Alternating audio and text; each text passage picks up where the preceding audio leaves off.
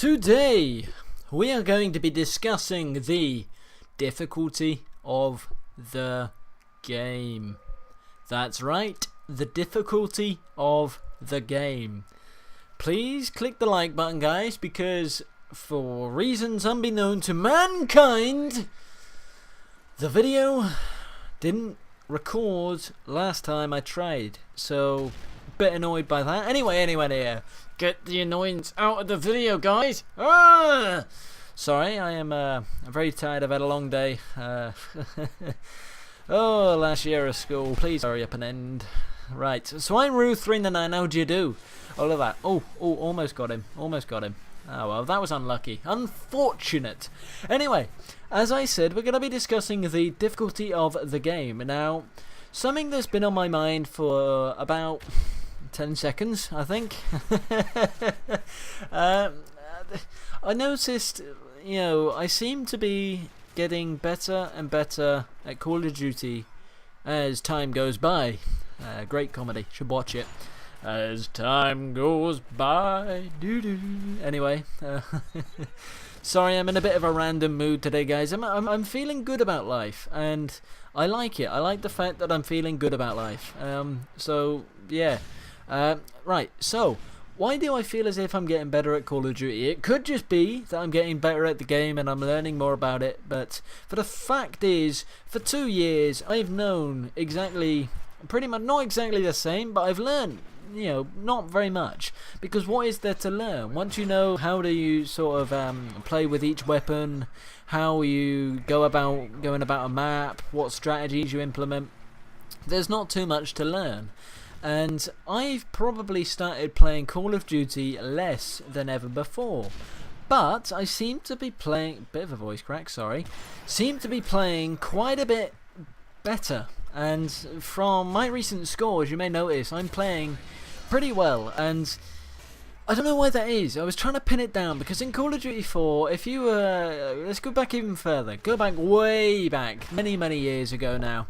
If you were playing Call of Duty 2 and you were a good player, if you got good scores, you could look at somebody and think, right, okay, he's got this amount of kills, not very many deaths, he's obviously a good player. And the reason for that is there were no perks. There was nothing to sort of give you an added advantage. There was no kill streaks. It was just gun versus gun. And I like that about Call of Duty, but we have to move on with the times. And I think the implementation of perks and kill streaks blurs that gap between being a good or a bad player, especially when you give everybody the exact same gun. And no, in fact, if you give everybody the same kind of gun, if every gun performs just as well as each other, that makes it even better to find out who is a better player. But the very fact that you can give somebody a support kill streak and they don't even get a kill streak, they die and then they get a load of kills in one go, I don't know whether or not they've just sort of raped a spawn trap or whatever it is, then the tides are completely turned, because there is something called a stealth bomber that comes in crashing down on you like a ton of bricks, just like this. I was lucky I didn't die from it. Anyway, so World at War, the change between COD 4 and World at War, they were pretty much the same game, because they didn't change too much about it. But it was that change from World at War to Modern Warfare 2. There was a lot more put into the game. Oh, you see that? Whoa, how did I just die? Anybody think how I died there? I know I skipped the kill cam, but anyway. It was the change between World at War and Modern Warfare 2, where there was an awful difference. The guns played pretty much exactly the same. Each assault rifle played alright. Submachine guns were amazing, and all these kill streaks came piling down on you. And it felt as if you didn't have to be very good at game in order to be very good at the game. And that's a self-contradictory statement, but it's true. You didn't have to be as good to get a good skill point. I don't know where I'm going with this. I don't know where I'm going. I'm gonna lose it. I know I'm gonna lose it. And then we go to Black Ops, and the game got harder. And the reason I think it got harder was because stopping power was taken away. There was recoil implemented into the gun and stuff. And I think it was, you could see who was a better player on Black Ops, because you'd see, go into gun game where every gun was pretty much, well, each gun was better than each other, but you had to be pretty good enough to get above it, if that makes sense. You had to be able to be good to take the lead, and then you'd be able to see who won loads, and then you'd be able to say, oh, he looks like a good player, and all that. So yeah, I think Modern Warfare 3, getting up to date now, Modern Warfare 3 I think is one of the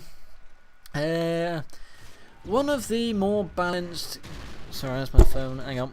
Right, I think it's one of the less balanced games in that, some guns aren't very good, but some of them are pretty good. Some of them are fairly well to do, and things like the support streak will kind of blur that line between good and bad. But then again, if you play with all the guns, you can actually see who's pretty good.